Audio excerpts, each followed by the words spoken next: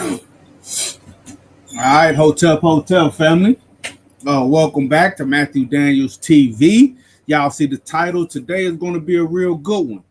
Today we're going to be talking about hoodoo and the mystery of the two-headed Negro slash doctor.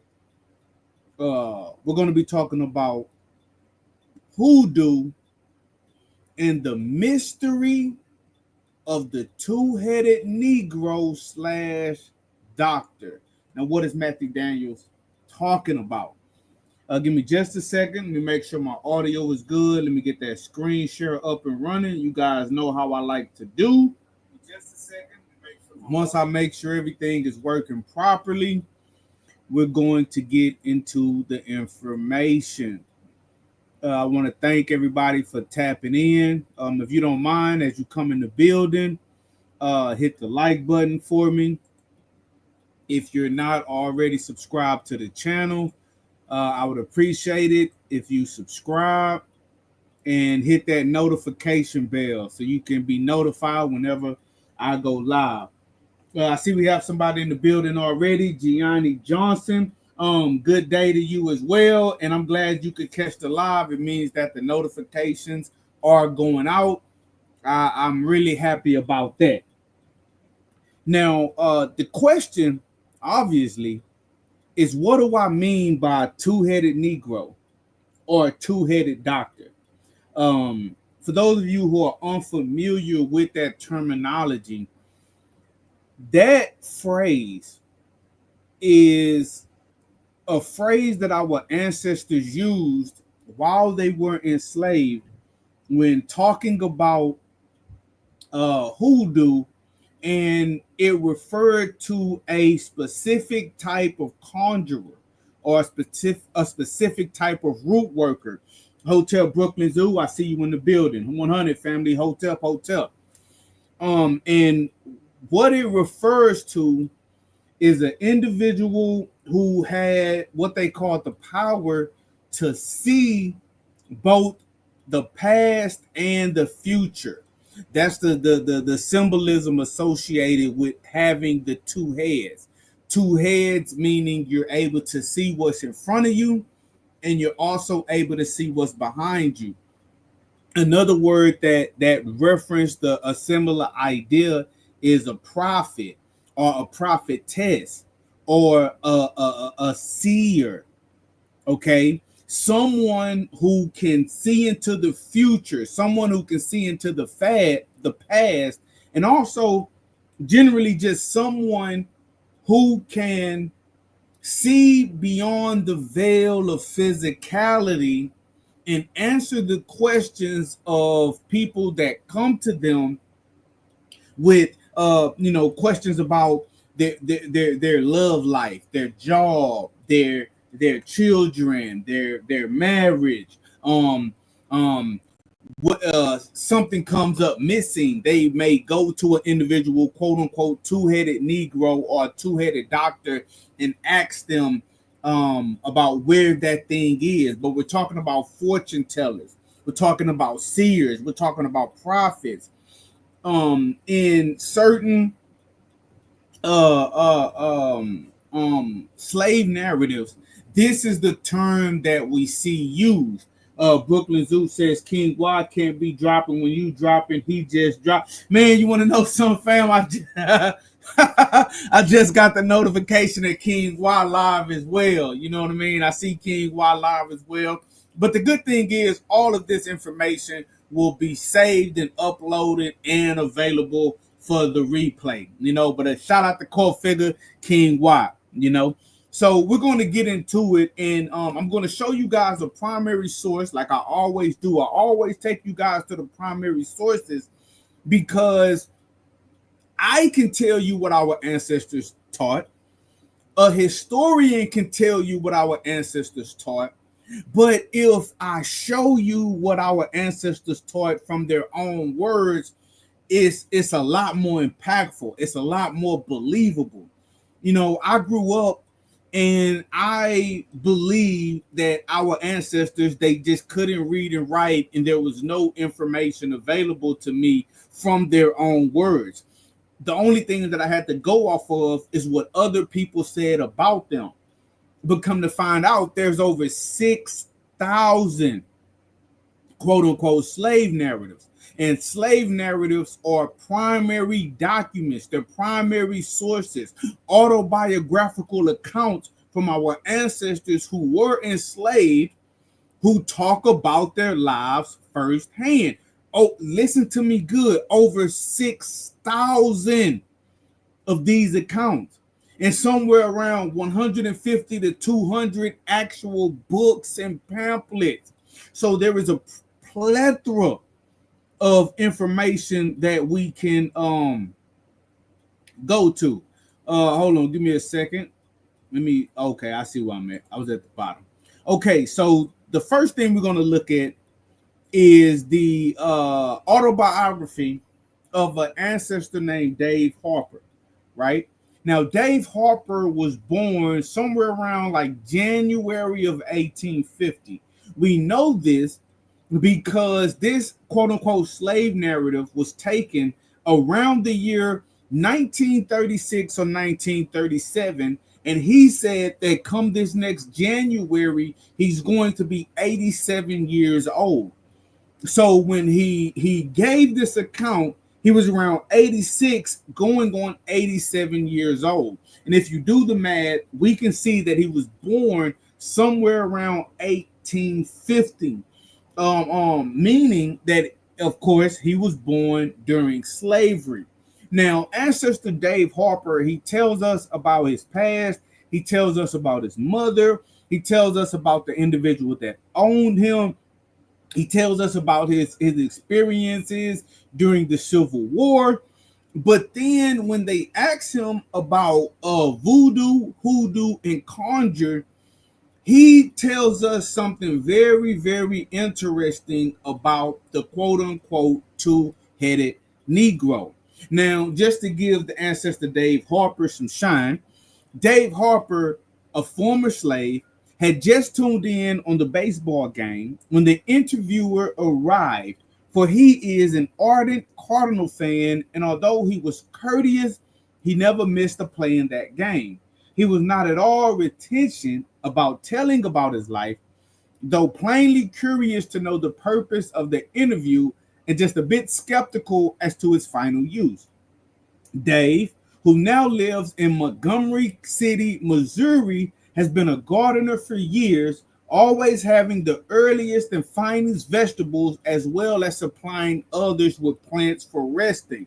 So during the Great Depression, in around 1935, 1936, 1937, someone somewhere, and we thank them for that, they had the idea to go around to individuals who were still alive, who were born during slavery, and get their firsthand accounts about how slavery was, where they were born, what they remember about their parents, what they remember about life on the plantation, who was their masters, etc., etc.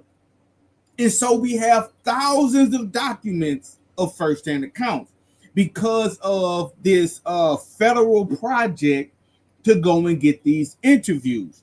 And so what they're basically saying is that when the federal worker went to interview Dave Harper, he's a Cardinal fan, he loves baseball, so he's watching a baseball game, mind you, so TVs are there, obviously, or he's listening to it on the radio, but I believe he's watching TV, maybe.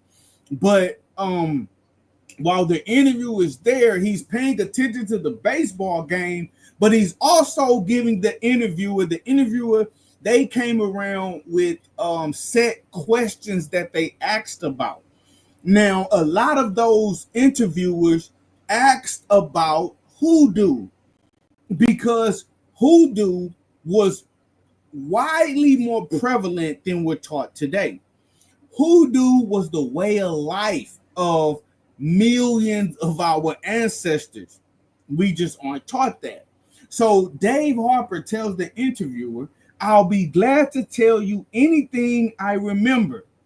Dave said in reply to the request for something of his life story, "Colonel Harper was my master, We live northwest of town, Montgomery City. I was born in Montgomery County and lived there all my life. So he goes on to say there was about 25 to 30 slaves on the plantation that he was raised on. He was a enslaved to a man named Colonel Harper, who eventually fought in the Civil War. Remember, this gentleman was born in 1850, so he was born around 11 years before the Civil War kicked off, and around 15 years before the Civil War concluded. So his master ended up fighting in the Civil War. So he tells us some tantalizing bits of information about the Civil War from the perspective of an enslaved individual, which I may go into in a different video. But this is what we're looking at here. We want to look at what he says about the two-headed Negroes. And then we're going to look into what that actually means. Check this out. I'm going to zoom in on this. I want you to see this. This is what the interviewer writes. Dave had apparently studied the voodoo doctors. Now, really what they're talking about is the hoodoo doctors. Some people mistakenly identify voodoo with hoodoo because there are so many similarities between the two. But when we're talking about voodoo, we're primarily talking about the system developed in Haiti. When we're talking about hoodoo, we're primarily talking about the system that was created in the South on Southern plantations. Now, of course, they're very similar because the creators of voodoo, the creators of hoodoo, they all come from West and Central Africa. And coming from West and Central Africa, they came to various spots in the Americas and began to adapt their systems, their ways of life, their spiritual traditions to new environments. But we teach within the Hoodoo house of life that I represent, we teach that hoodoo is separate from voodoo, but is extremely similar. Anyway, Dave had apparently studied the voodoo doctors and their wiles for a question as to conjure doctors brought a quick response. The interviewer is saying that apparently Dave had some knowledge about voodoo, quote unquote hoodoo, because he's in the South, because when they asked about it, he immediately responded. He didn't have to think about it. He didn't have to wonder. He didn't say he didn't know what they were talking about. So this is what the ancestor says. We called them two-headed Negroes. You know that if he could do any tricks, he would keep them from whipping him or selling him, and they couldn't do that, or they would have done it long time ago. Tear open a pillar, and sometimes there is a mat of feathers. Sometimes they put things under the doorstep, but I don't pay no attention to it. There is some that thinks there is something to it. So he's describing practices in hoodoo immediately. He's talking about amulets and what we call Minkisi bags, where they would put graveyard dirt, roots, herbs, sometimes animal parts, wrap them up in some type of a cloth, and they would put them in close proximity to the individual that they were trying to hoodoo or that they were trying to conjure, to either do bring some bad luck upon or quote unquote good luck upon. That's why he's saying if you tear open a pillow, sometimes you will find these Minkisi bags, these juju bags, or these amulets.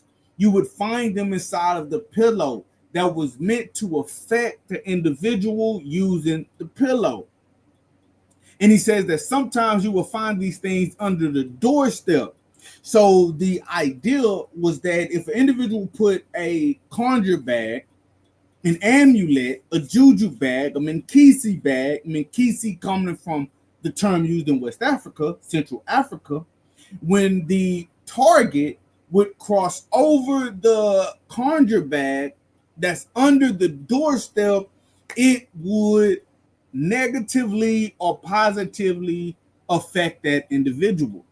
Now, a lot of times when an individual talks about conjure and hoodoo, it appears to be used for what on the surface seems like malevolent purposes, to harm an individual, to hurt an individual, to curse an individual.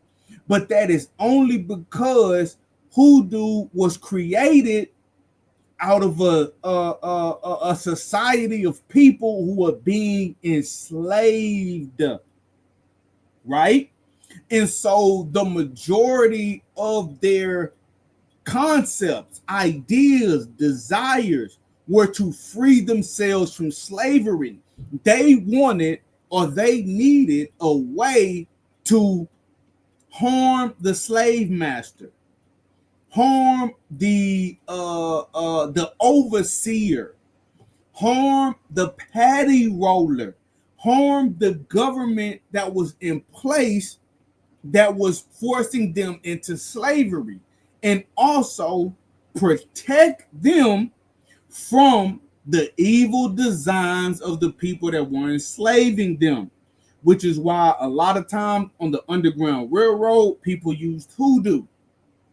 During almost every slave revolt documented on these shores, the revolters used hoodoo. So hoodoo was created by a group of people who were being enslaved by a wicked nation, and they were using it to defend and protect themselves.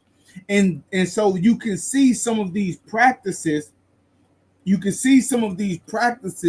being used against other people who were enslaved as well, right? So sometimes when they talk about hoodoo, they'll talk about an individual trying to place a curse on someone, but the origin of that was really to place a curse on the slave master, to place a curse on the overseer, to place a curse on the government. And then they would use these ideas to place curses on each other, individuals that they had problems with, because every black person wasn't a friend. Every Negro wasn't a friend.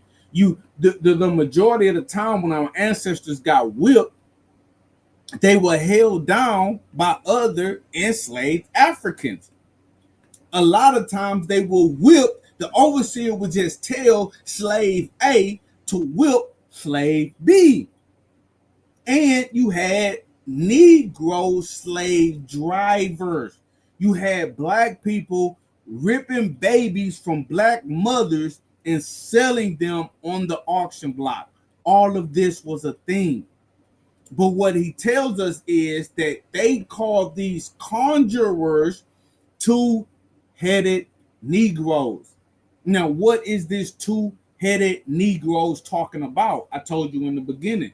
The idea of being two-headed means that you can see what's in front of you and you can also see what's behind you. We're talking about fortune tellers and we're talking about prophets. Now, during slavery, there were a lot of our ancestors who could see beyond the veil, who could see into the future, who could see into the past. When people would come to them, they could provide them answers based on the spiritual powers that they had, because they were in essence working with the ancestors and spiritual forces to give them these particular powers that they have. So what we're going to do moving forward, we're going to look at some of these quote unquote two-headed Negroes to see what that looked like in real time. But first, let's look at this definition. So what is a two-headed doctor, a two-headed Negro? What is Matt talking about? Just to provide a source. A two-headed doctor in slave narratives refers to a hoodoo practitioner or conjurer, a spiritual healer and magic worker who is believed to have special powers such as prophetic abilities, knowledge of spirits, and insight into the future. This figure is both a healer and seer, possessing deeper spiritual and supernatural awareness than ordinary people. The imagery of a two-headed doctor comes from African American Hoodoo tradition, which developed among enslaved Africans and their descendants in the American South. Wooden carvings with two faces back to back symbolize this conjurer's double vision or dual awareness, the ability to see both the physical and spiritual world simultaneously. This concept is rooted in African spiritual systems that esteem spiritual mediators who navigate between realms, drawing on knowledge of spirits, ancestors, and future events. Two-headed doctors were important figures within enslaved African American communities, serving as root workers, healers, fixers, diviners, or seers. So the question is this a real phenomenon? Now I want to tell you guys something. Within Hoodoo, there were 100% individuals who could see the future and who could prophesy and who could predict what was going to happen from one day to the next. 100% verified. And there are ways, there are methods, there are rituals, there are things that we can do to assist us in having this sight as well. Now, this whole concept of being two-headed, having one face that faces one way and one face that faces another way, to illustrate or symbolize the ability to see into the spiritual realm and prophesy and be a seer and be a fortune teller, as stated, this goes all the way back to the African continent. Our ancestors did this in Africa before Hoodoo was ever invented. And it also goes back to the oldest, African spiritual tradition that we know of.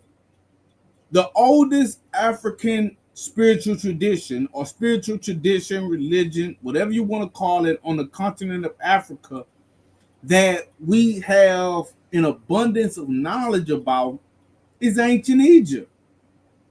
And a lot of the concepts in ancient Egypt are prevalent throughout Africa, just expressed and explained in different ways.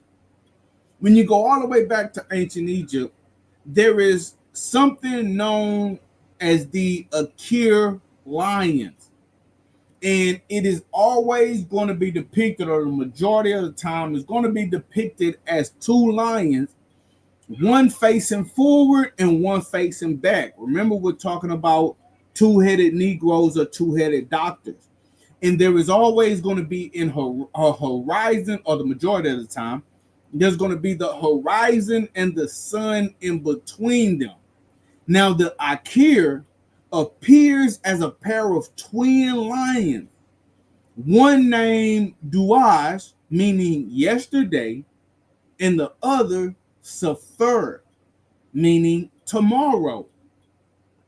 Akir was thus often titled he who's looking forward and behind. This particular deity in ancient Egypt was able to see the future and see the past. And you have multiple instances of prophets in ancient Egypt. Now, this particular image is taken from the Book of the Dead of Ani, one of the most famous ones that was written during the 19th dynasty of the reign of Ramesses II around 1250 BCE. But the idea of prophecy, fortune telling, being a seer goes all the way back on the continent of Africa to the time of the ancient Egyptians. This is just something that the Africans held dear. And when we were transported to the Americas in slavery, we continued this practice, and some held on to this knowledge. And even today, some hold on to this knowledge, and some still are born with this ability to peer beyond the veil.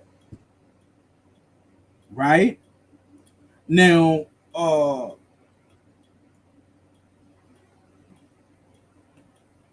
there's multiple stories about this in ancient Egypt. But what you will find is there's this one story in ancient Egypt that I read where the Pharaoh called his most trusted, they use the word magician, but you could easily use the word priest, you could easily use the word prophet, you could easily use the word seer. The Pharaoh called this individual to him and said that basically he would like to know some type of hidden information to entertain him. And so the prophet, the seer, the quote unquote magician told the Pharaoh, well, what would Pharaoh like to hear? Would Pharaoh like to hear about things that have already happened or things that will happen in the future? And Pharaoh said, well, anybody can tell Pharaoh about what has happened in the past because it's documented, it's history. I want to know about what happened in the future. And then that seer, that prophet, that fortune teller ended up telling Pharaoh about things that were to come. And those things that he said were to come actually came to pass. So, if you believe it, because we have the prophecy and we have the fulfillment, we know that that prophet was telling the truth because what he said actually came to pass. So the next question is, when we're talking about hoodoo, right? When we're talking about hoodoo and we're talking about our ancestors who created this system, are there any instances of our ancestors prophesying, predicting the future, and those future events actually coming to pass?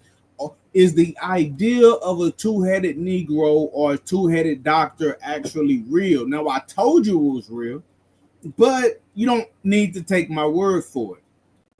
I want to show you actual evidence, right? So, look, what you see on your screen is ancestor Caroline Dye. Now, Caroline Dye was one of the individuals that some of our ancestors describe as a two-headed doctor or a two-headed Negro. She had this ability to see the future and to see the past. She had this sight beyond physical sight. And the interesting thing about her is that it's documented. I'm going to show you the documentation in actual newspapers to where it was not just the slave population or the ex-slave population who said that she was an authentic prophetess. It was also the white population and indigenous Indian populations who also said the exact same thing about her. Now, look, Carolyn Dye, or Aunt Carolyn, was born in around 1810, and she died somewhere around 1918. She was a renowned African American hoodoo woman, rental property investor, soothsayer, root worker, and conjurer based in Newport, Arkansas. Aunt Carolyn Dye was born Carolyn Tracy in Spartanburg, South Carolina. Her gravestone cites her at the time of her death as 108 years old, which will put her birth at 1810. However, several U.S. federal census forms in Jackson County from the year 1870 to 1910 estimate her birth year should be between 1843 and 1853. Now, especially when you're doing genealogical research and you're researching our ancestors' history that dates back into slavery, a lot of times dates are approximate. Okay, a lot of time, even if you look up your own specific ancestors, like your father's father, or your mother's mother, when you get back into the time of slavery, especially prior to 1870, a lot of times dates are going to be approximate. That just is what it is. Look what they say. No, it was not uncommon for incorrect birth years to appear on the census forms of formerly enslaved people. And like many other persons who were born into slavery, the names of Carolyn's parents are unknown. However, she had 12 siblings, were owned by William and Nancy Tracy, who operated a plantation in Spartanburg. So there are some things that we can know about her 100%, and some things are kind of up for grabs. Now, the source goes on to tell us about a prophecy that she gave when she was around 10 years old that made people look at her as if she was someone special, someone who could peer behind the veil, someone who could see the past and both the future. She was a house servant at the time, and she was preparing the table. Now, this is after the Civil War, but she is preparing the table for Thanksgiving, and she says that we don't have enough plates set because someone that she called Mr. Charlie is going to be coming to dinner. Now, the family, the white family, believed that Charlie died in the Civil War, but she claimed that no, he didn't. He's going to be coming to this Thanksgiving dinner. And so later on that day, he actually showed up. And when he showed up, everybody was like, whoa, wait a minute. There's something about Caroline. There's more to meets the eye. And the majority of the time, when you're talking about the two-headed Negroes or the two-headed doctors or the prophets and prophetess and the seers and fortune tellers, a lot of these individuals are born with this particular power, are born with this ability. They have this ability from the moment that they're children. And even in today's world, sometimes we see these particular abilities in our children, but we have been conditioned by society, and we have been conditioned by what we think is possible and plausible to ignore it, as opposed to saying, hey, wait a minute, I believe this person is a seer. You know, that's why it's very important to readjust your worldview, because if someone convinces you that it's impossible to see the future, then even if it's possible to see the future and you encounter someone who can see the future, you will always make up an excuse from your in your own mind. So we need a reset. We need a reset. That's why we here at the Hoodoo House of Life, or the Hoodoo Per Ankh, we believe in soothsayers, seers, prophets, and prophetess. And anybody that tells us that this is not possible, we don't have to argue, we don't have to debate. We don't take you serious. We just don't believe you, right? But I want to show you guys something. Now, not only did individuals who were enslaved with her credit her with being what we're terming now as a two-headed Negro or a two-headed doctor, she was seen by this from the population. I'm talking white, black, indigenous, Mexican, all of the above.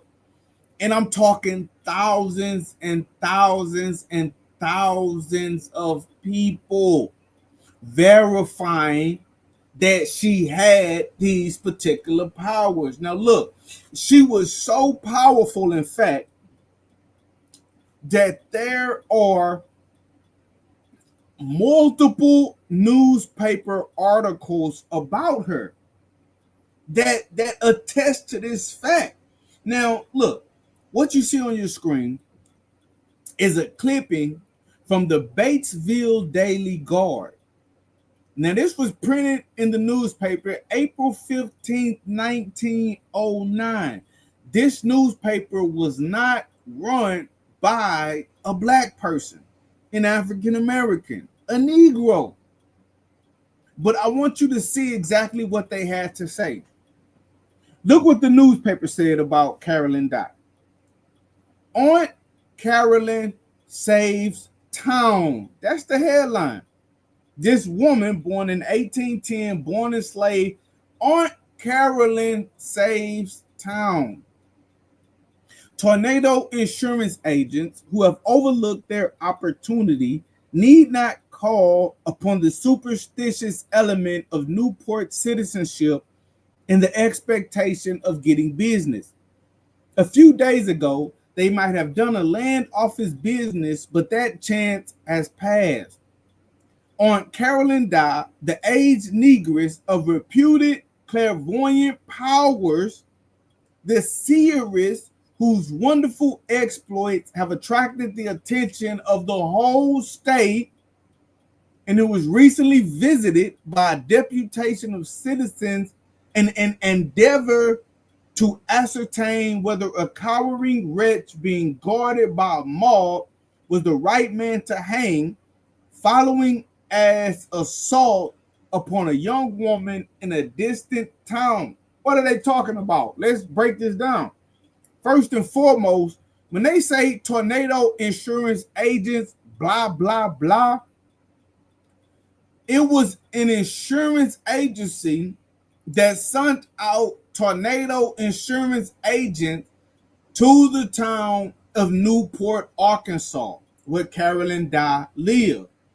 And they were hoping to get the business of the citizens by selling them tornado insurance, saying that, hey, a tornado is going to hit, multiple tornadoes are going to hit, you're going to have massive property damage. You need to pay us for insurance. And so what we're going to read in the newspaper article is that what the people did, the actual citizens of Newport, they was like, okay, well, you know what? We have somebody that can see the future. Now, this is in the newspaper. We have somebody that can see the future on Carolyn Dye. Let's just go to her. We're going to ask her if a tornado or multiple tornadoes are going to hit.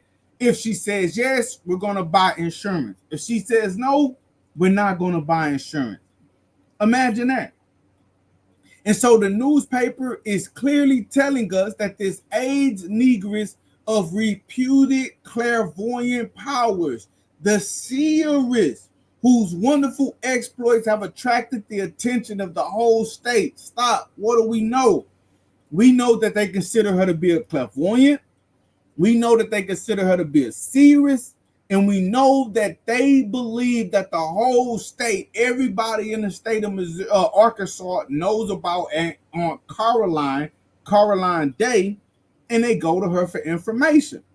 And they even go as far as to say, as recently, there was a young man who was arrested, and the angry lynch mob, so it has to be a young black guy, the angry lynch mob was ready to grab him, drag him out of the cell, and hang him for assaulting a young woman.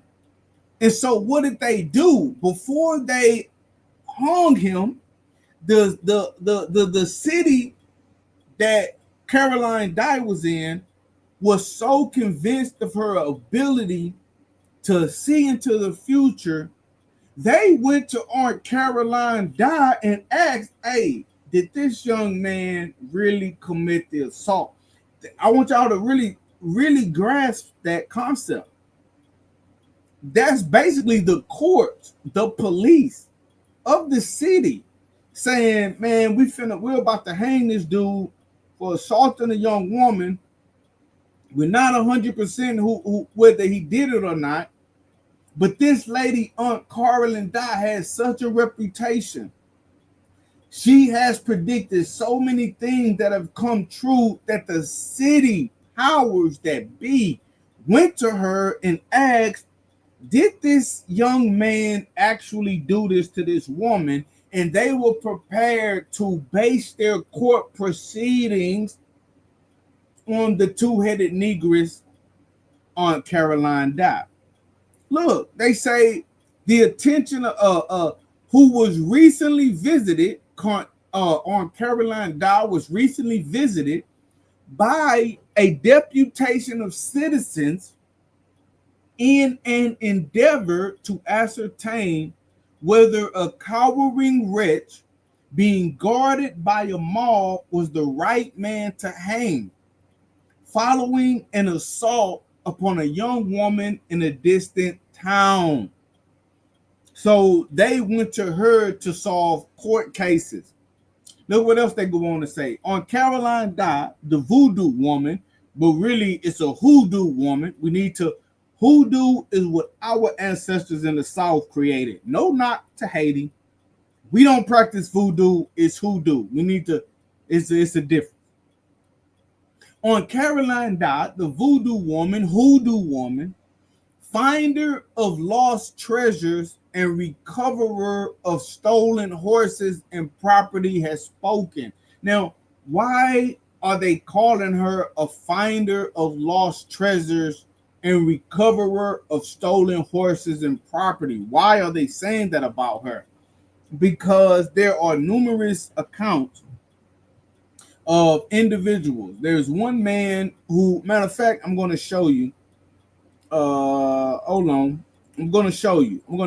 Now, I'm glad I showed you that first, because people have a problem with Wikipedia. I don't mind them having a problem with Wikipedia. You can accept what you want to accept, right? Let me pull this up. Okay, let me check my screen share. Right. Okay. Now look. Now this is Wikipedia. So we're gonna see what Wikipedia has to say. And we're gonna compare it to what we just saw in the newspaper. Now, this is what Wikipedia says about the rise to prominence, how Caroline Dye became famous. After gaining her freedom in 1863, Caroline moved to Franklin County, Arkansas, where several townships were established for newly freed Black people. When she settled in Newport, Arkansas, she began to gain notoriety as a seer. While she didn't charge for her services, patrons always left her monetary offering. With the pension from her husband's death and the donations, she purchased land and constructed rental property not far from the business district of Newport. While Aunt Carolyn rejected the title of fortune teller, many of her clients identified her as a prophet who had the ability to see the future. She didn't use tarot cards nor crystal balls, and she wasn't known to palm read. She used a regular deck of playing cards that she would spread out in front of her to help with her concentration. Other times, she simply looked at the person and could tell them what they needed to know. What's up, Lance? Is that the same Lance that was in that debate league? Is that Pyramid? Is that Pyramid Earth Lance? If that's Pyramid Earth Lance, bro, I know who you are, fam. Hotel, shout out to you, man. Good to see you in the building. But look, other times, she simply looked at the person and could tell them what they needed to know. But okay, yes, sir. Okay, shout out to you, bro. Keep doing what you're doing, fam. Good to see you in the building. Believers in her abilities were Black, white, and indigenous. So we have a wide range of people who believe she can actually see the future, which again, I'm going to say is true. There are people that can see the future. We just have to accept that. Her house was constantly full, especially on the weekends, as visitors exited the Rock Island trains in droves to make their way to her home. She was known to cook up soul food plates and sell them. It wasn't long before news of her abilities spread throughout the Mid-South. People traveled from as far as 400 miles away to seek Aunt Carolyn's wisdom, according to historian John Quincy Wolfe. She helped people find, and this is what we get into. She helped people find long lost relatives, lost pets, jewelry, and other personal items. After one man paid her a visit to help find his lost hogs, she reportedly told him, "Your hogs were stolen. Go down the road to the fifth house from you, go back to the barn, and you'll find your hogs in a stable.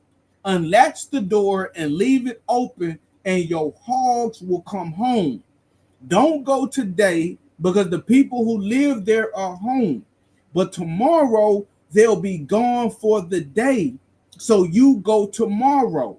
So what we're seeing is a never-ending stream of people coming to her with random questions.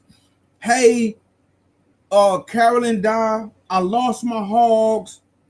What happened? Based on whatever power that Carolyn Dye had, she ended up telling them, "Hey, well, okay, I know what happened to your hogs. They were stolen. You need to go down the road to the fifth house from you, etc., etc., etc., etc." And she would give him the answer to how to find his hogs. People came to her to find long lost relatives. No doubt, some of these were people who were enslaved. Their mother was sold off. Their child was sold off. Their brother, their sister was sold off. They came to her asking her, "Where is my long lost relative?" And she was able to peer beyond the veil of physicality and tell them, "You need to go to this state. You need to go to this state. You need to go to that state." She helped people find lost pets. She helped people find jewelry and other personal items. Hey, I just don't know what happened to my necklace. I had a necklace worth $12,000. Where is it? What happened to it? And Aunt Carolyn Dodd was able to peer beyond the veil and tell them where they was at. Look, it says, while prominent residents of Newport, Arkansas, mocked her abilities in public, they sought her instruction before they made any important decisions, especially those pertaining to business. So you even have some people who say, "Oh, hoodoo is mumbo jumbo. The prophesying is mumbo jumbo." But when no lights were on, when no one was watching them, they too went to Aunt Caroline, donated some money, and asked what they could do with their businesses to make their businesses more successful. And they even begged her to keep it a secret because on the surface, they were most likely Christian, and they had to pretend like they only believed in their Lord and Savior Jesus Christ, and anything else was devil worship. So they begged not to expose them. And like I say, Conjure Chris 9, man, peace family, peace family. And so good to see you in the building, brother. And so an individual, and see, you can't believe everything you see on Wikipedia. You can't believe everything you see anywhere on the internet. That's true. But see, they're saying this about her on Wikipedia, but also, let's go back. Let's go back. Now, this is also in a primary document that was posted in the newspaper during her actual life. They say Aunt Carolyn died, the voodoo woman, the hoodoo woman, let's correct that. This is hoodoo, not voodoo, because we're in America. Finder of lost treasures and recoverer of stolen horses and property has spoken. So even back in 1909, they were already saying this about her while she was still alive. That's what makes it a primary source, okay? That's what makes it a primary source about Aunt Carolyn died, because it's written while she's actually alive. So you can say what you want about Wikipedia, but what about this white-owned newspaper, the Batesville Daily Guard, posting in April 15, 1909, that she's a clairvoyant, she's a seeress, she's known across the whole state of Arkansas, and she's known as the finder of lost treasures and recoverer of stolen horses and property. Now, I'm going to finish reading through a little bit of this, but when I show you how much money she had when she died, that's going to attest to the fact of how many people went to see her. See, because I can say, oh, the whole state came to her. People came from 400 miles away to talk to her and get her advice. But when you see how much money this lady had when she died, because remember, she's not charging, but she's accepting donations, you know? Oh, hit the cash out. Hit the cash out. I'm going to give you this information about the future, but quote unquote, hit the cash out, right? And when you see how much they donated, now, nobody would donate this amount of money. I'm going to show you the amount. But nobody would donate this amount of money if her predictions weren't accurate. You just have to accept that. So look what they go on to say. Now, remember, this article started, they were talking about an insurance agency trying to get people to buy tornado insurance. And the people in the town said, well, before I pay for tornado insurance, let me go ask Aunt Carolyn because she can see the future. So look, she says that she has predicted no devastating tornado, while rumors to the contrary notwithstanding. And as a result, many uneasy feelings have been calmed. Furthermore, she hasn't intimated, she says in a published statement, that Newport will be visited by flood or fire or any other dire calamity. And when they talk about a published comment, I'm very involved in politics in my own home. When they talk about a public comment, they mean that this newspaper reached out to her to comment on the story while they were writing it. Like, do you want to make a quote? This is how newspapers and news stations get quotes. They're preparing a story to run. They contact the people involved and they say, hey, do you want to make a quote? So when they say she says in a published statement, they're saying that someone contacted her to get her official opinion. So the tornado insurance agents lost out money because they were saying that a tornado was imminent. She said a tornado wasn't coming.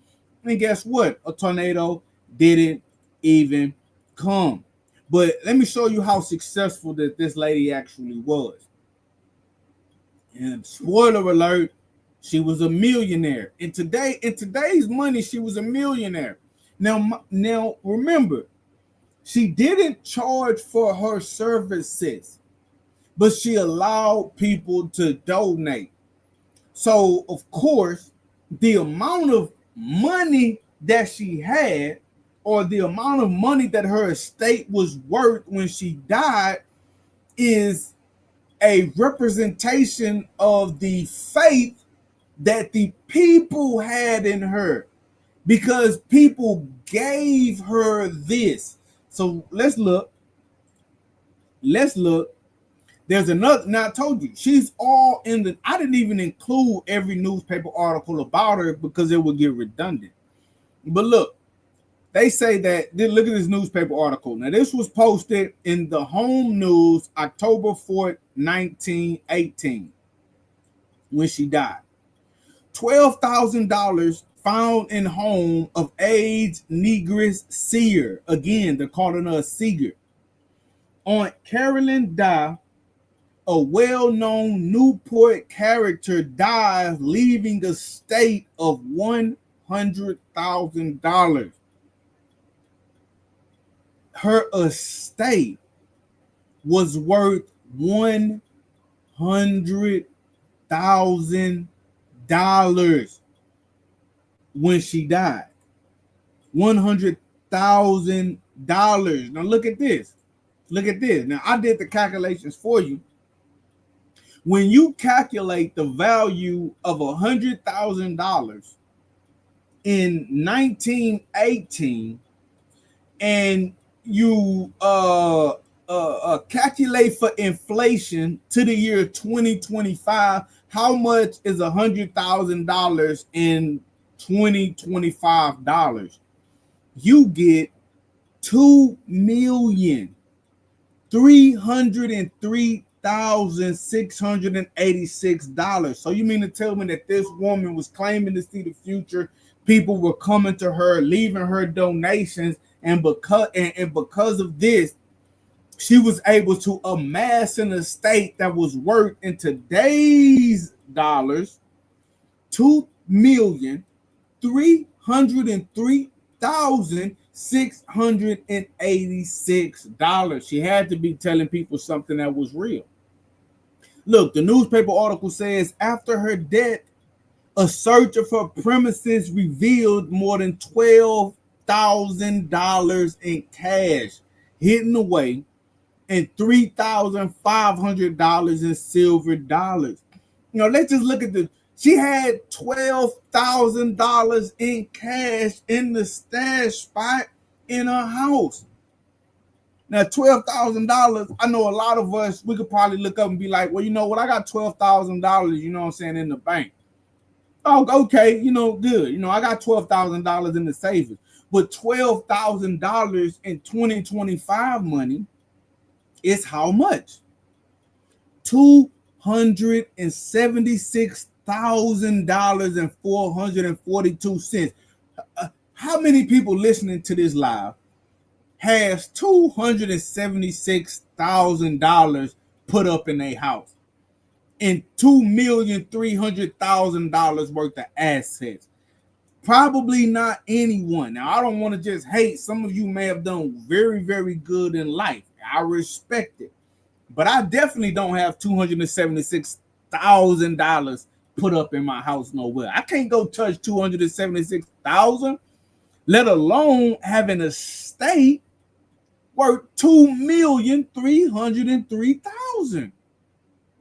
So when the article tells us that people came from miles around to get her advice and leave her donations, she amassed the worth of over $2 million in today's fund. So she had to be giving people some correct information. The good brother Lance Single Production says, yeah, I believe it. Many of us dream our future called deja vu, so it's very plausible considering, I believe, the evidence. Exactly. We definitely got to look into dreams too. Why does every single spiritual tradition that we kind of know of on the planet talk about God or angels or spirits or ancestors coming to them in dreams, giving them information in dreams? And even if we never read none of these holy books, even sometimes when we dream, we wake up and it's like a natural inclination of, man, I wonder what that dream meant. Who told you the dream meant anything? But the quote-unquote two-headed Negro, the two-headed doctor, the idea of people who could see the future. They could see the future. They could see the past. They could peer behind the veil. Ancestor Carolyn Dye was one of those. Now, when they told the story on Carolyn Dye, they said that a lot of times she would just look at an individual and she would be able to know, right? She would just know the answer to the question. But sometimes she used just a plain deck of playing cards with the regular suits that we are all familiar with.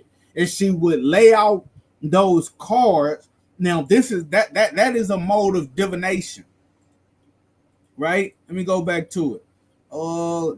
Maybe I seen it on Wiki, but this is a mode of divination, right? Let me see. Right here,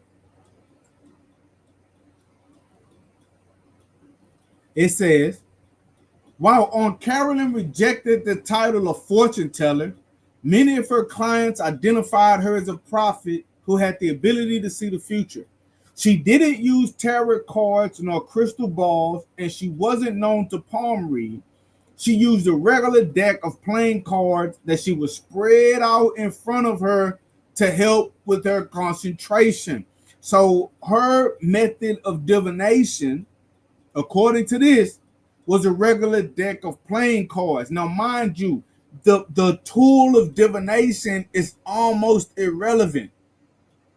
You can divine future events using multiple means.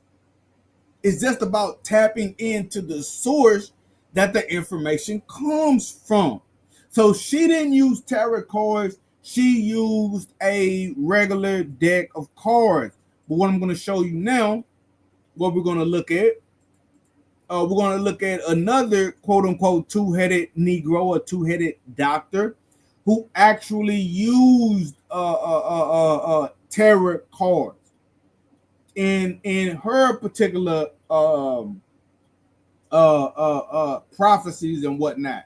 Now, this ancestor left us the oral history in what's known as the Georgia slave narratives. Remember, there's over 6,000 of these. Over 6,000. I don't even argue with people about what our ancestors went through in slavery no more. I go right to the document.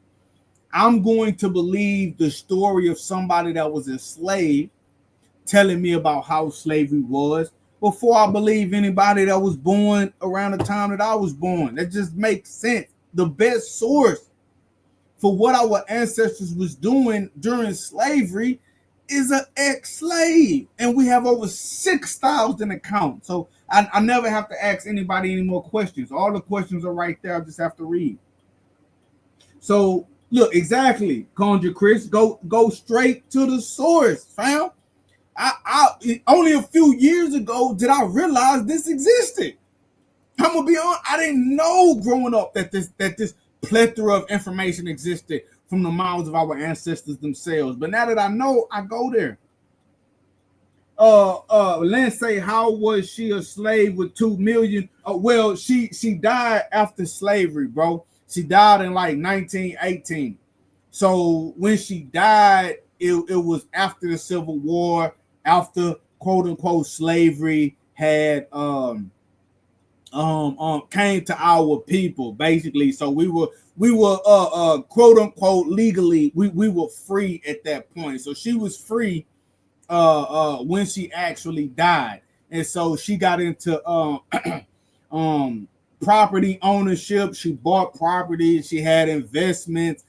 People came to her asking for her prophecies, asking her, just asking her questions about the future, what happened to the lost hogs, the lost mules, the lost jewelry, and they would leave donations. And she took these donations and amassed an estate that in today's dollars was worth over $2 million. So she didn't die during slavery. She was just born during slavery, basically. But she lived on after the end of the Civil War. And they say that her estate was worth $100,000, which in today's money is over $2 million. And she had $12,000 put up inside of her house. They found $12,000 in cash and like $3,000 in silver coins. And in today's money, that would equate to over $200,000. So she didn't die a slave, basically. But anyway, this is ancestor Alice Bradley, aka Aunt Alice. Now she talks about running cards too, and there's a claim that she's a seeress. And much like Aunt Carolyn died, people came from all around, both black and white, to get her to answer questions for them. Now, she actually used a form of tarot card to do her divination. Look, this is what the actual oral history says. And I'm going to show you something interesting about this. Aunt Bradley, or Alice Bradley, or Aunt Alice, as she is known to everybody, runs cards and claims to be a seeress. Apologetic and embarrassed because she had overslept and was straightening her room, she explained that she hadn't slept well because a dog had howled all night and she was uneasy because of this certain forerunner of disaster. Now, part of what they call superstitions, but our ancestors called signs, was that if a dog was heard howling all night, that was basically a bad omen. So the interviewer is saying that Aunt Alice was uneasy because she heard a dog howling all night, and to a lot of our ancestors, especially the ones that practice hoodoo, that was a bad omen. But look at what she says, and I'm gonna see if you catch it before I respond. This is what Aunt Alice says to the interviewer. Here it is Sunday morning, and what with my back, the dog, and the rheumatics in my feet, it's too late to go to church. So come in, honey. I was glad to have somebody to talk to. What is she saying? She's saying it's Sunday morning, but because of her back, pains in her back, the dog howling all night, and the rheumatics in her feet, arthritis in her feet, she says it's too late to go to church. So come in, honey. I was glad to have somebody to talk to. Do y'all catch that? Do y'all catch that? Some of y'all catch it. I know some of y'all catch it. We're talking about ancestor Alice Bradley, Aunt Alice, who runs cards and she's a seeress. And she's saying also that it's too late to go to church. She's superstitious enough of the signs of a dog howling to think that that's a forerunner of disaster, and then she says it's too late to go to church. Y'all catch that? Let me break this down for you. If she says it's too late to go to church, so come on in, she tells the interviewer to come on in, obviously Aunt Alice attends church. So on the surface level, if we didn't have this account and somebody just said, oh, Aunt Alice goes to church every Sunday when she can, when her back not hurting, we're going to assume Aunt Alice is a Christian, right? But is she a Christian like we know Christianity today? She can't be. Why?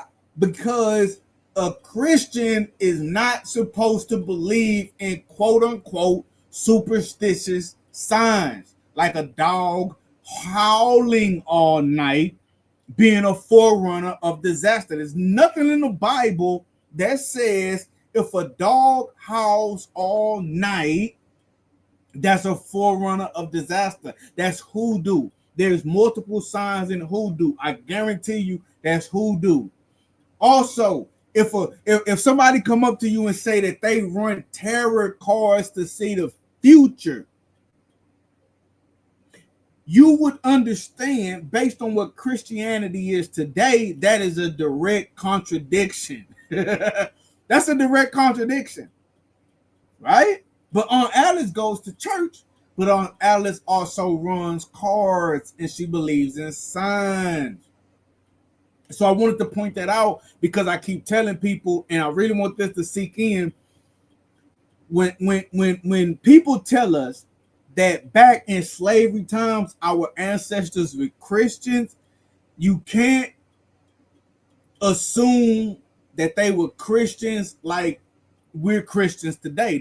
A lot of us are Christians today. It was an entirely different understanding of religion. Entirely. Now, if you go back in slavery, you can find some slave narratives where they are speaking like Christians of today. I'm not going to say it's, there's always an exception to the rule. We aren't a monolith. People had different ideas and opinions and beliefs. But don't always assume because you hear that, oh, they went to church, that they were a Christian, like you may be a Christian, or that your grandma may be a Christian. You know, just it just is what it is. Omens, exactly. Signs, omens.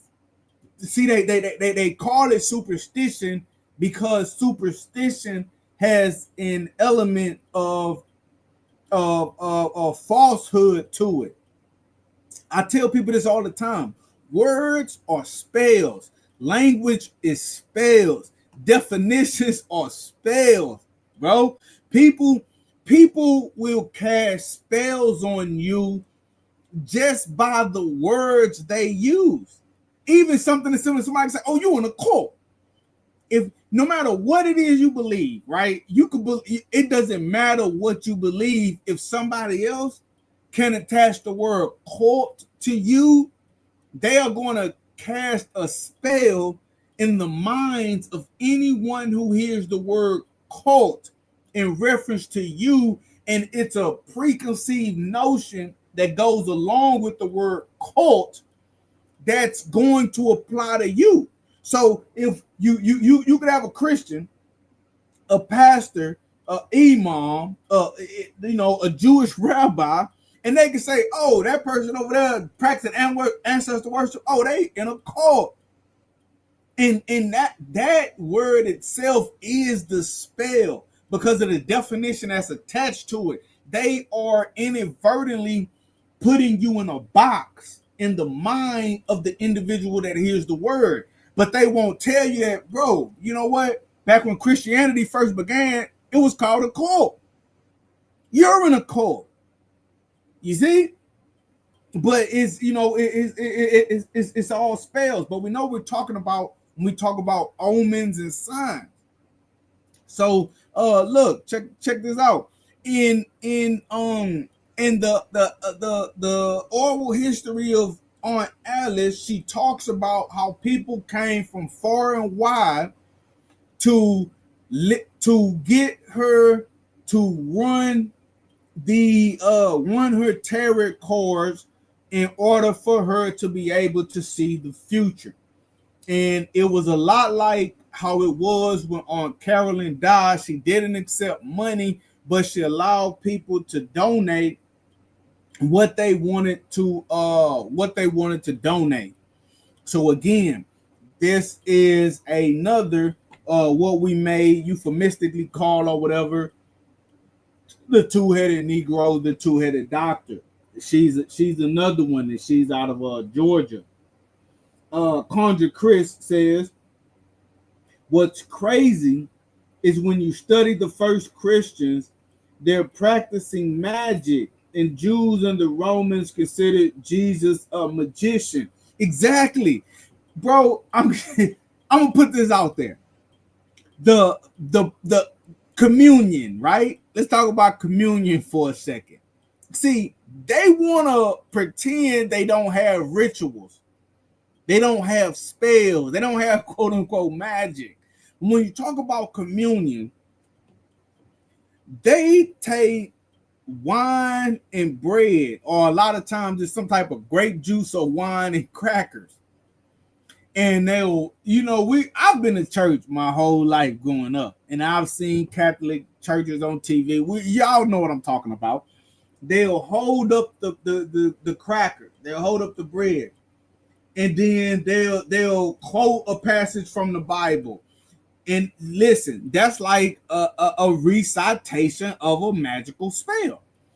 And Jesus held up this cracker and said unto his disciples, "This is my body, which is, broken for thee, given for thee," something like that. And all the disciples took and eat. And then all in unison, everybody will put the cracker in their mouth, they're going to eat it.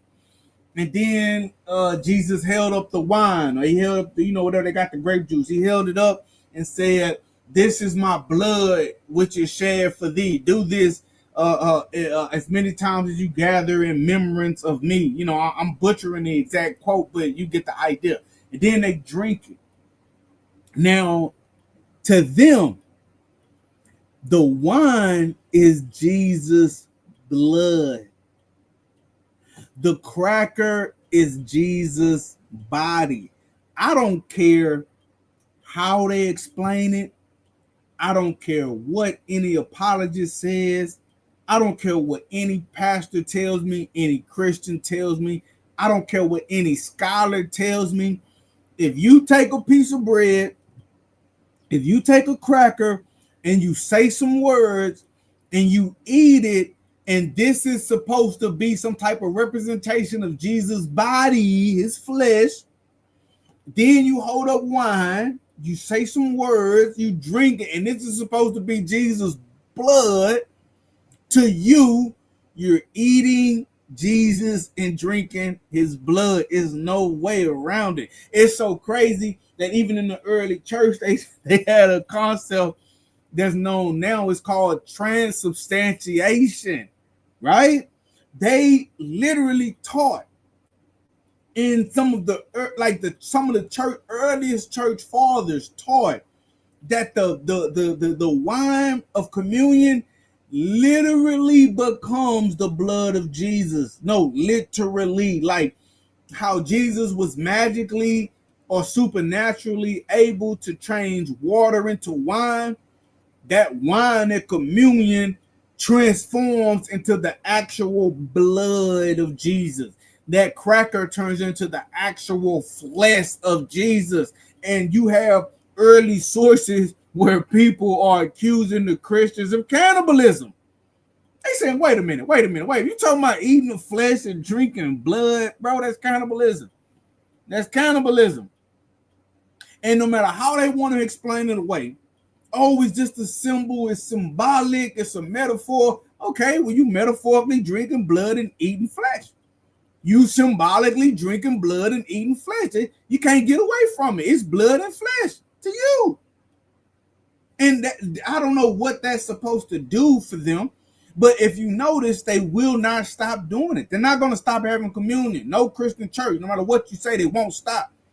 Even if they tell you, oh, no, this really, it means nothing. We'll tell them we'll stop having communion. Oh, well, the Bible says, and I don't want to get on no Bible rant, but yes, even baptism, this is full of rituals, superstition, magic. It's full of it. That's why in the early, in the first century, in the early second century, it was known as a cult itself.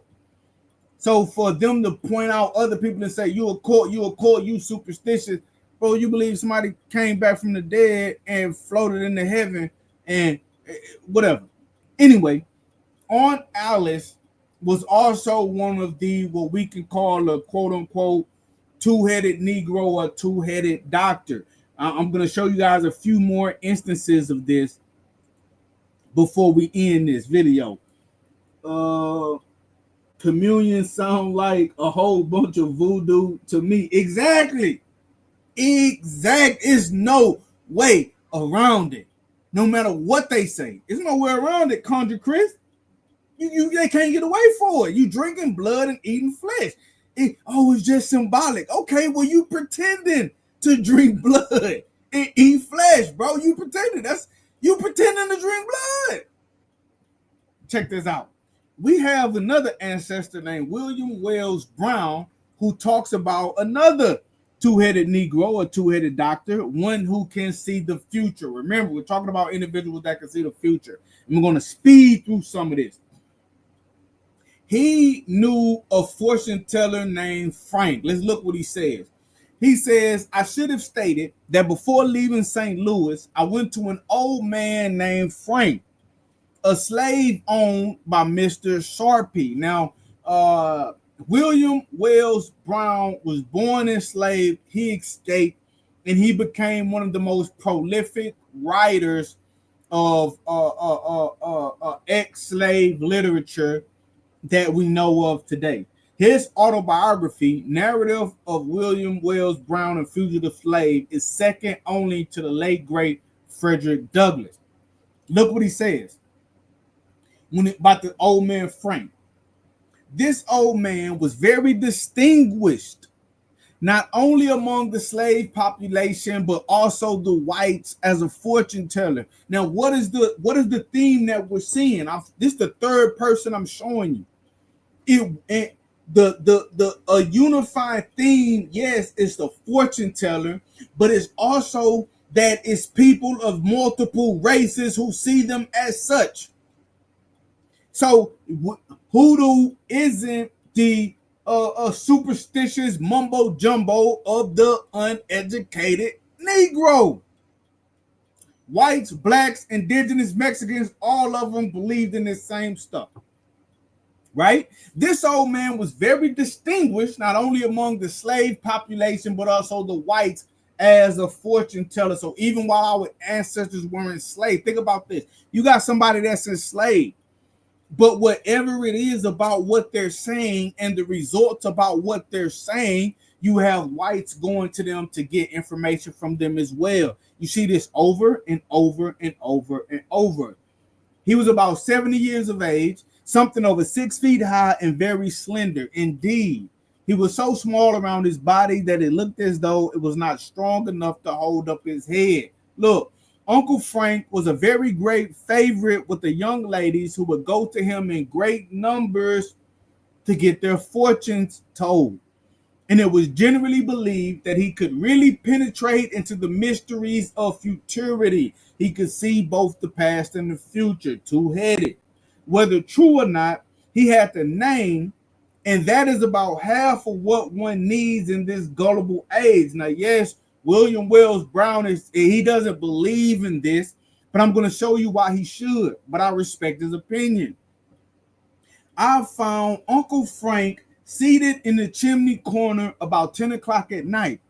As soon as I entered, the old man left his seat.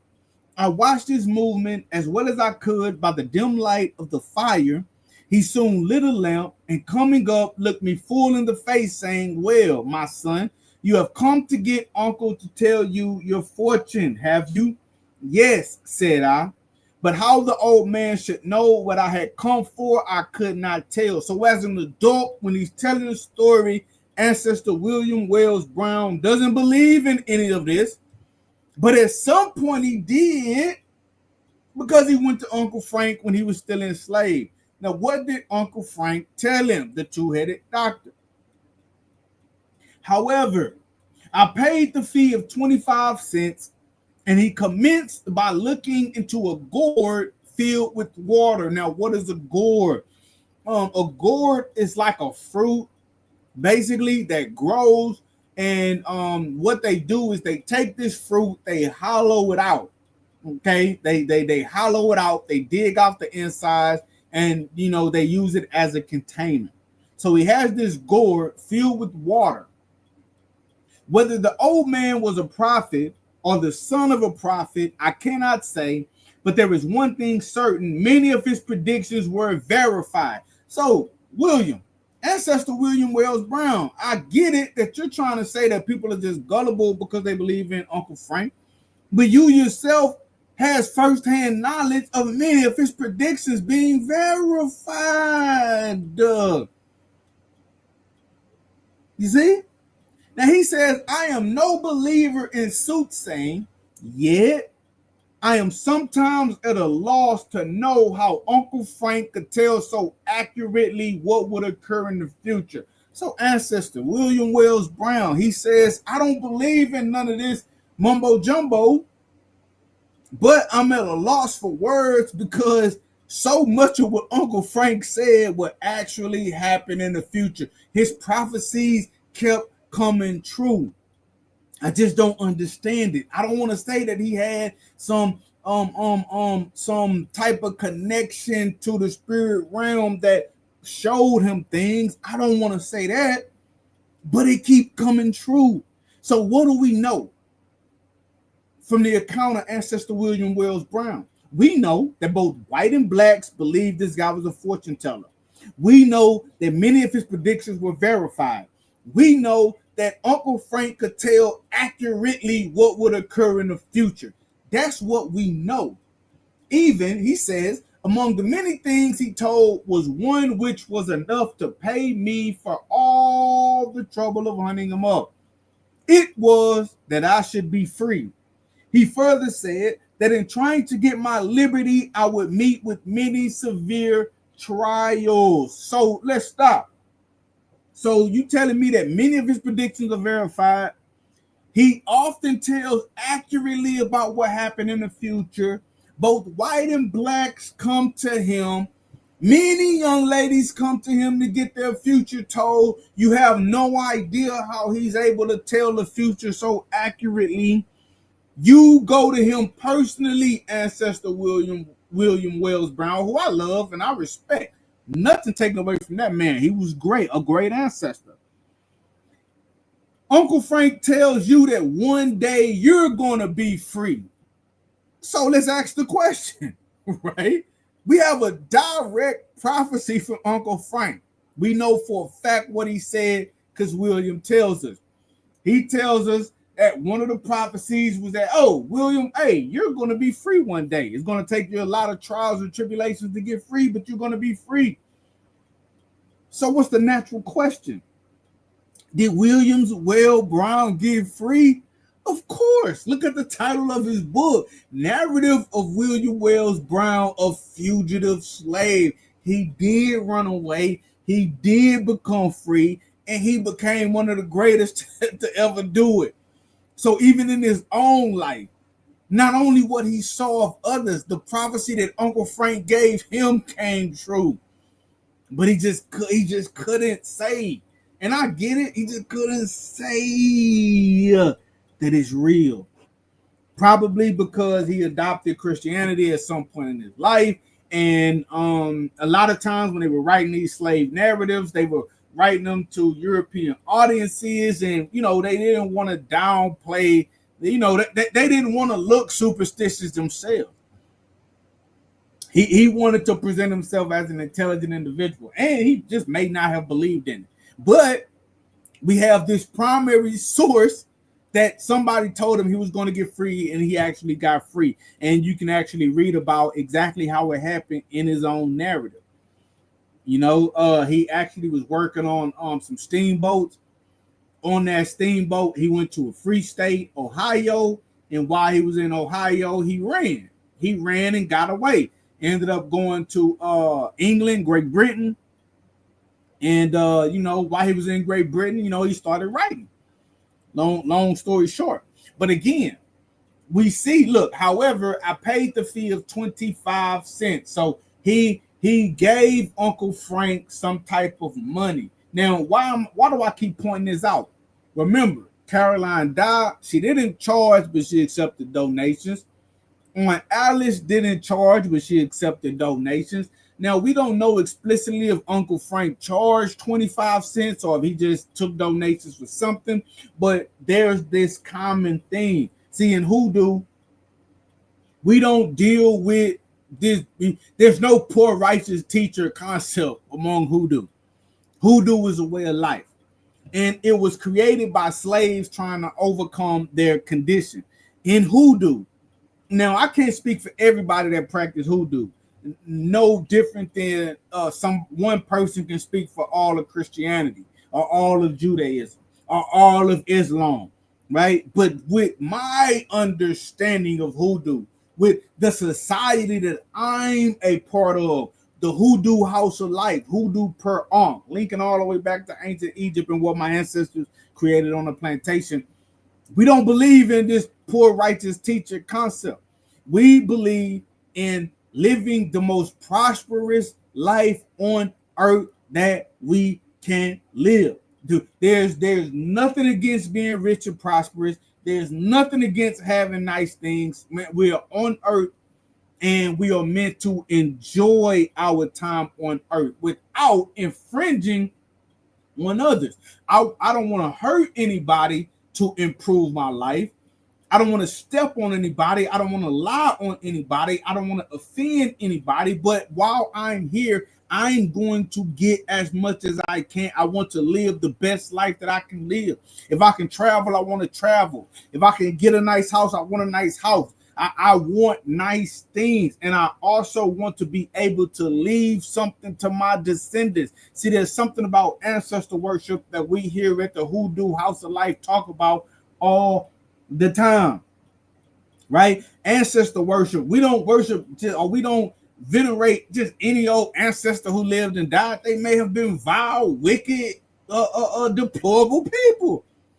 But those who came before us that strove to improve their conditions and be great, we honor them, because when you see an ancestor, someone who lived and breathed like you did, achieve something great, you know for a fact that you can achieve it too. See, you can't have a hero that achieves something that you can achieve. You know, quote unquote, the Superman. Yeah, you can look up the Superman all you want, but you're not from the planet Krypton. You will never be Superman. Never. Never. It's better for you to honor someone who did something that you can recreate. And it's the understanding that whether you're rich, whether you're poor, whether you were traumatized as a child, no matter what, Tupac said it best. I was given this world, I didn't make it. Ancestors created the world that you were born into, and your condition is a direct result of the people that came before you. So the ones that did things to make your condition better, you honor them, or else you would have been born in a deplorable condition. Also, you try to leave the world for your descendants in a way in which your descendants will say, I'm glad that Matthew Daniels did what he did.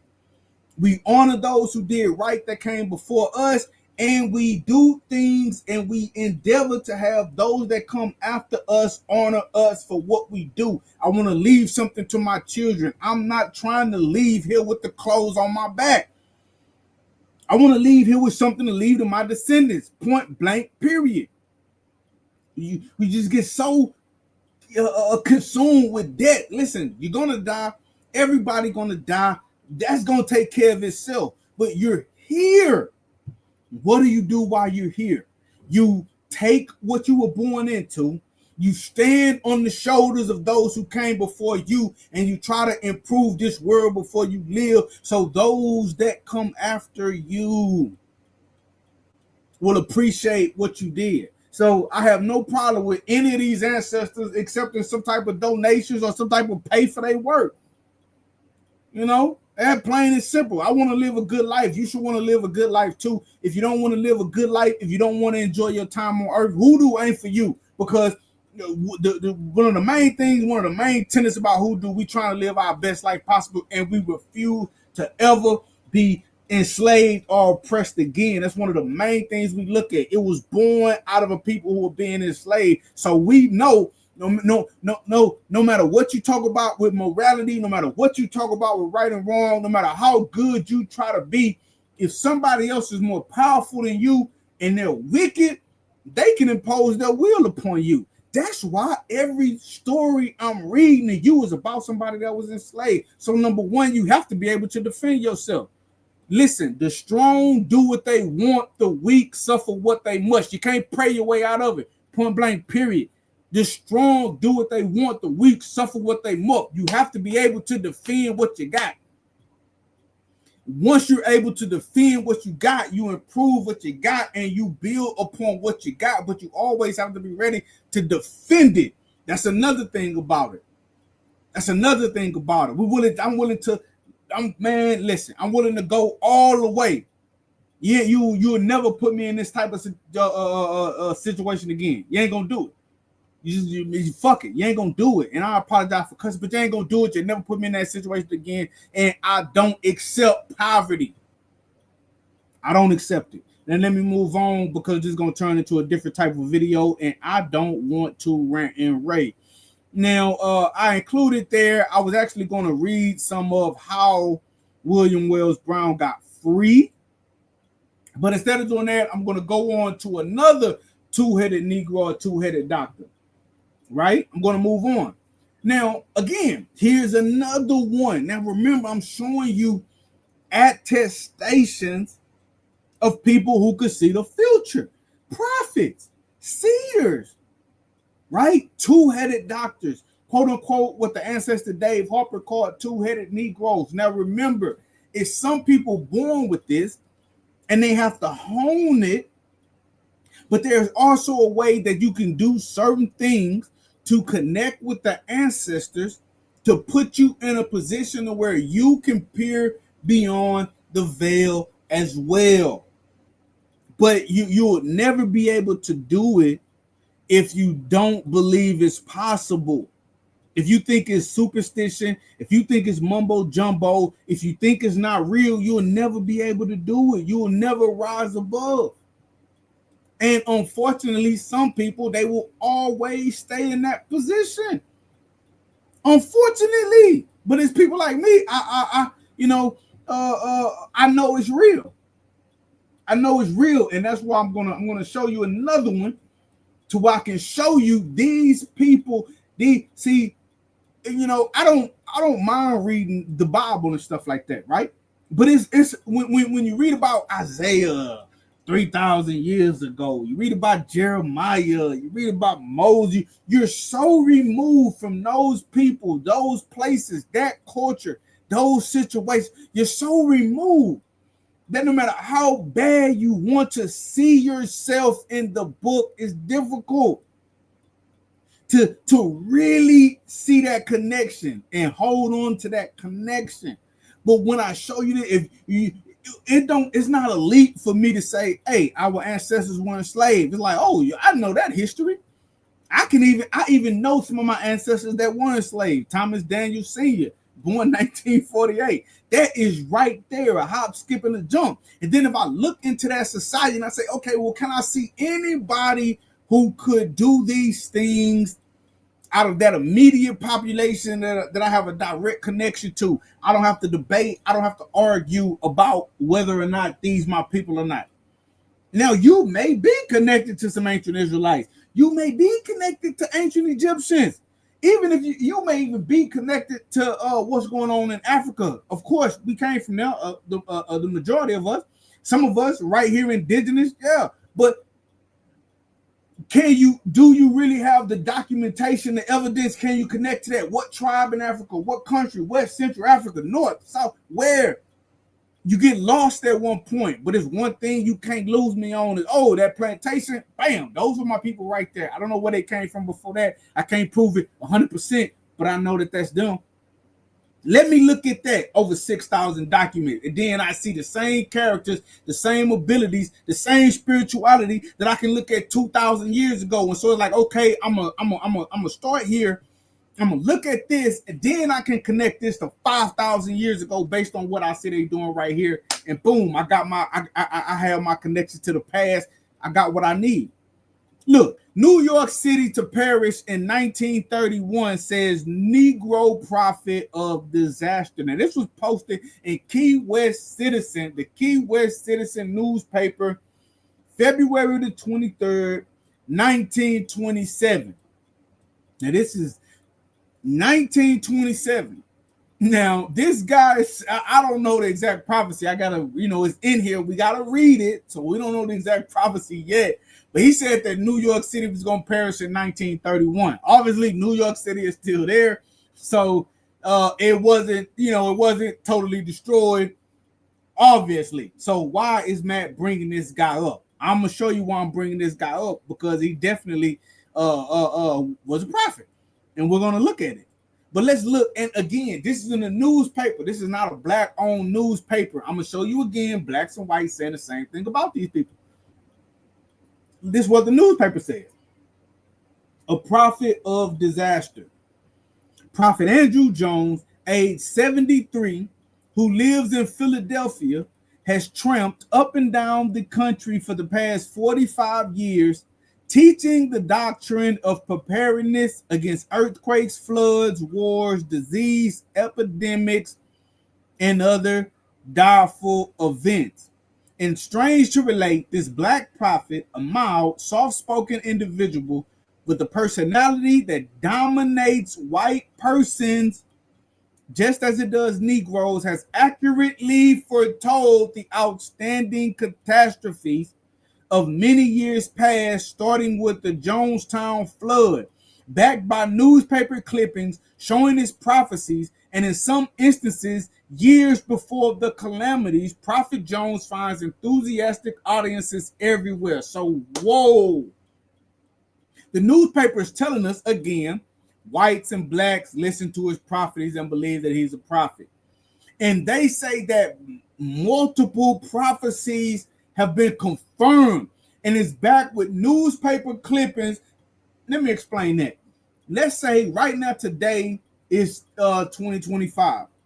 Let's say I make a prophecy. I live in Texas City. Let's say, oh, a hurricane is going to hit Texas City, Texas in the year 2031.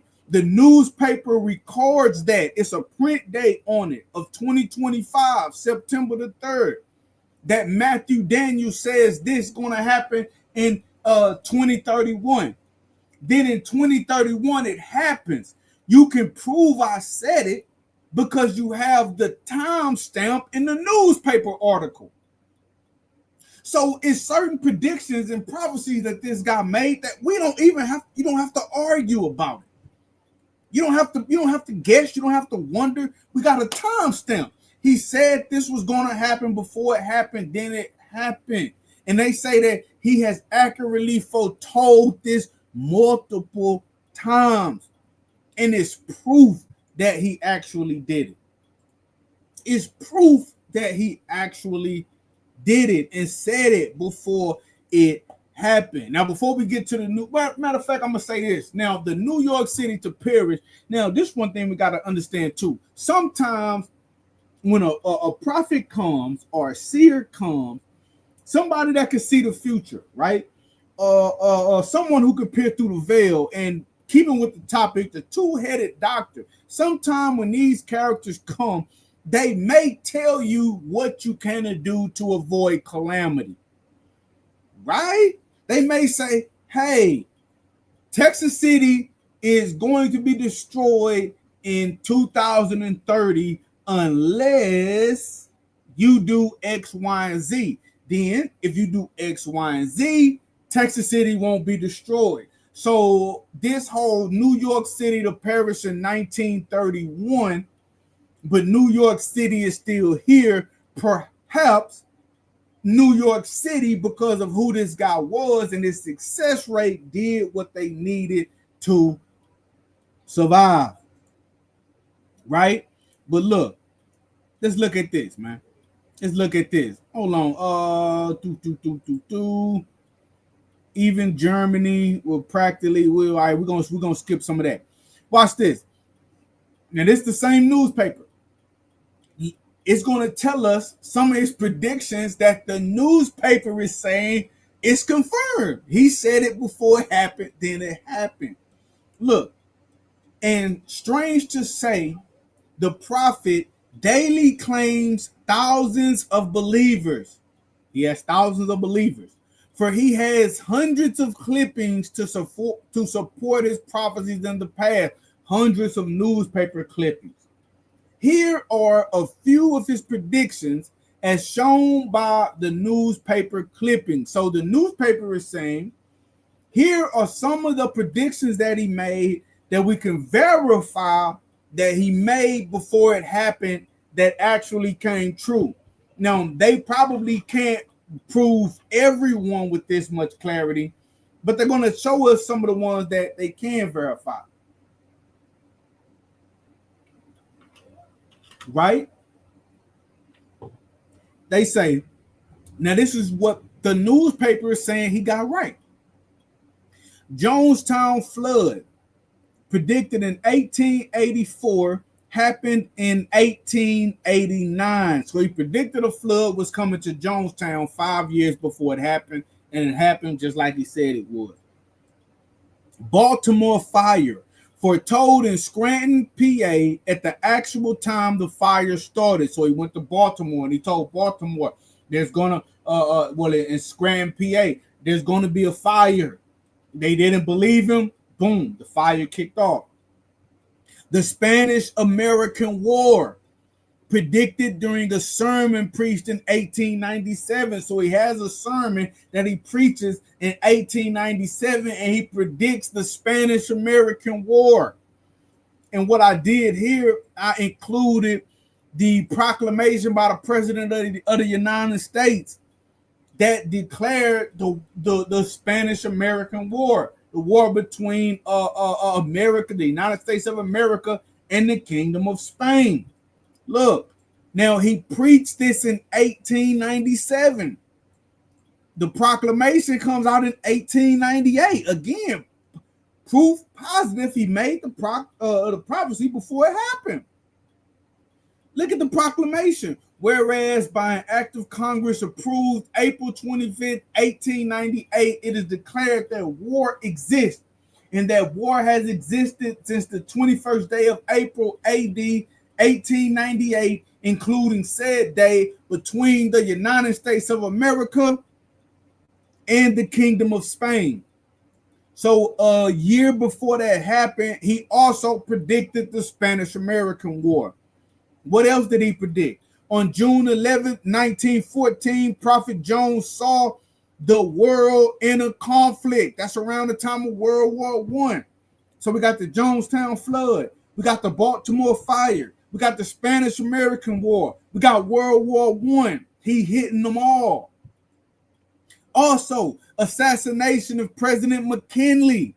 So several presidents have been assassinated during the lifespan of the United States of America, the American government. One of them is McKinley, the guy associated with the Spanish-American War.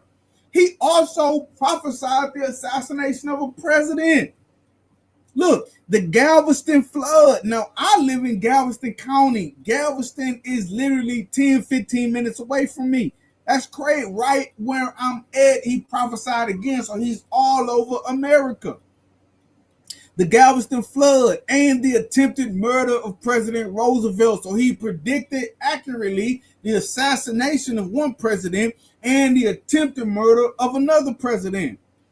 The Florida hurricane he predicted in a series of sermons throughout the East last spring. So he predicted a series of hurricanes to hit Florida. And they hit. Now look what they say about him.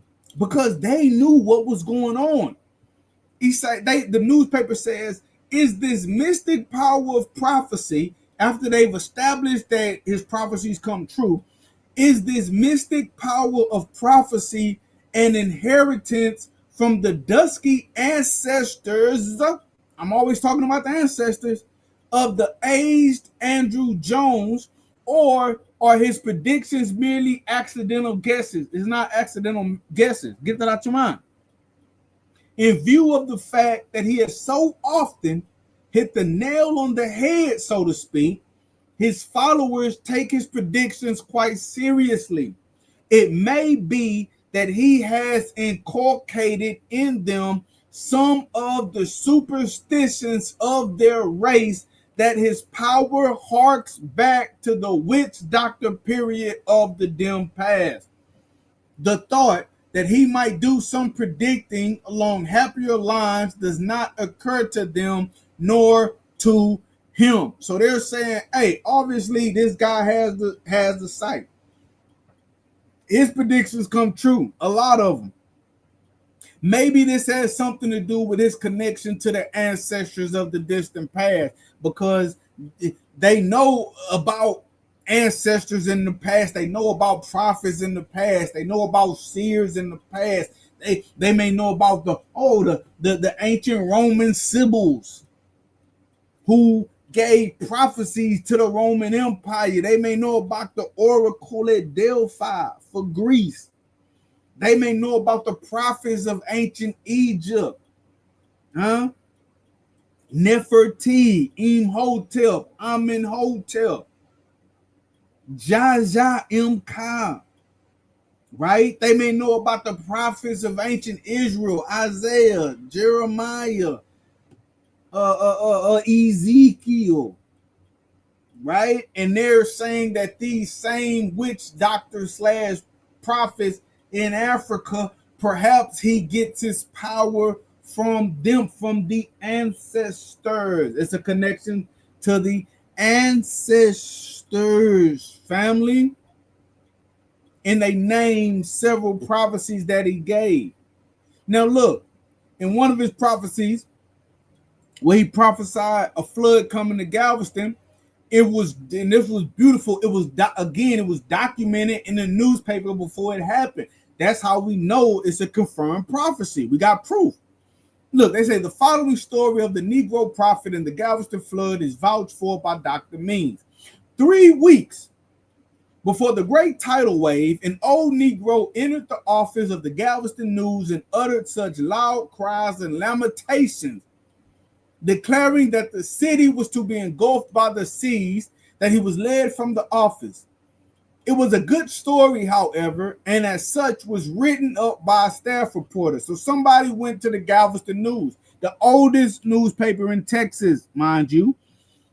This guy, this same prophet guy, he goes to the Galveston News and he utters loud cries and lamentations talking about a great flood coming to Galveston. They think he's crazy. They kick him out, but it's funny to them. It's a good story. Man, somebody came in there talking about a flood, so they write it. And it's good that they did because it proved it. Look, a week from that day, at the same day and hour, the Negro prophet reappeared and repeated his warning. He had worked himself up into such a frenzy that he had to be forcibly ejected from the office. So he left the first time, came back on the same day at the same hour that he came the week prior, gave him the same warning, worked himself into such a frenzy that they grabbed him and they kicked him out the office again. 1 week later, the old Negro appeared again. So he waits exactly 1 more week. Now, this story is powerful. He waits 1 week, comes back a third time, dropped to his knees on the floor, and in tears besought the white people to give heed. So now he's back a week later. He's crying, there's going to be a flood. There's going to be a flood. You must prepare. When led from the office, the old Negro declared that this was his last visit, that before the week was out, the city would be destroyed. So this third time, he begs them. They don't listen. He tells them, well, look, this is the last time I'm coming to you. Before the week is out, there's going to be a great flood, and there's going to be much damage and devastation. A reference to the files of the Galveston News 3 weeks before the date of the flood will corroborate this statement, which might be explained as an illusion and a coincidence, but how shall we explain instances of second sight and mind reading, which Dr. Means has personally investigated? Now, the flood, now get this, the flood actually happened. The flood actually happened. 3 weeks after his first appearance, the flood actually happened in Galveston. And we have proof that 3 weeks prior to that, he came and said it was going to happen. And that's something that people have to deal with themselves. So again, today we have been talking about hoodoo and the mystery of the two-headed Negroes / doctors. And we've been talking about individuals with the ability to see the future, not only see the future, but to also see the past and to see beyond the veil. Time means nothing to this extra sight. So when they're talking about two-headed, that two-headed symbolism is just one looking forward and one looking back. It's just meant to mean you can see things that others can't see, and it's like a all-seeing eye. You can see it all, even to where a individual person can come to you and be like, hey, I lost such and such. Do you know where it's at? And then that person, through means of divination, can tell you where it's at. Someone stole my hogs. Do you know who it was? And then that person, through means of divination, can tell you who did it and where it's at. Even it can even translate into an individual can foresee wars that are going to happen. fires that are going to happen, floods that are going to happen, natural disasters. Because remember, even when you talk about the theory of the special relative, the special, the theory of special relativity, excuse me, as according to Einstein, time and space is a dimension just like height, width, and depth. So the same way that you can walk through space, I can walk forward and walk back. The theory is an individual can move through time. Now they have discussed it in terms of speed, to where the what has been proven with physics, if I get on a spaceship and I travel at nearly the speed of light for 5 years and come back to planet Earth. When I come back, everyone on planet Earth will have aged decades and decades and decades older than me. I will have, in essence, traveled into the future. I will come back 5 years older, but everyone on Earth, when I come back after traveling at the speed of light for 5 years, they will be decades and decades and decades older, possibly even dead. I don't know the exact math on that, but they will age differently than me if I'm traveling at a different speed, closer to the speed of light. And that in itself is a form of time travel. And so what we talk about is the past and the future are really like illusions. There's only the present, the eternal present. The present, I'm living in the future to someone who lived 100 years ago. I'm living in the past to someone who will live 100 years from now. And I'm living in the present. To me, it's all the same. Every moment is the past, present, and future. Every single moment is the past. When I can get a book that was written 1,000 years ago and I can read it and I can be like, oh, this person was living in the past. But to them, they were living in the present. And the conceptualization of me right now, reading their book 1,000 years from then, I would have been the future. And they would have had people 1,000 years before them who would have been the past. So it's yeah, we can conceptualize the past, present, and future, but it's all just the present. It's all just the present. And if Einstein is correct, you can move between the past and the present, just like you can move forward, you can move back, you can move left, and you can move right. But there are countless examples of this. It's talked about, yes, in physics, and it's talked about the ability to see being in some type of realm to where you can physically, you might not be able to do that yet, move through time, but to be able to see through time, or your quote unquote spirit body moving through time to see different things. That's what's kind of happened. It's the sight beyond sight, that like you close your eyes and you know you can still see something in your imagination, or when you're dreaming you can see buildings, see cars, see people. That sight beyond physical sight, that in that sight, individual being able to see the past, present, and future as if it's all right now. That has been talked about in several cultures, several societies. It's been a thing for thousands of years, and yes, it's also prevalent in hoodoo as well. So let me go ahead and end this screen share. We're gonna end this. We're gonna end this show right here. Hold on. Let me get back. Uh, yeah. So I want to thank everybody for watching. Again, if you haven't already, like the video.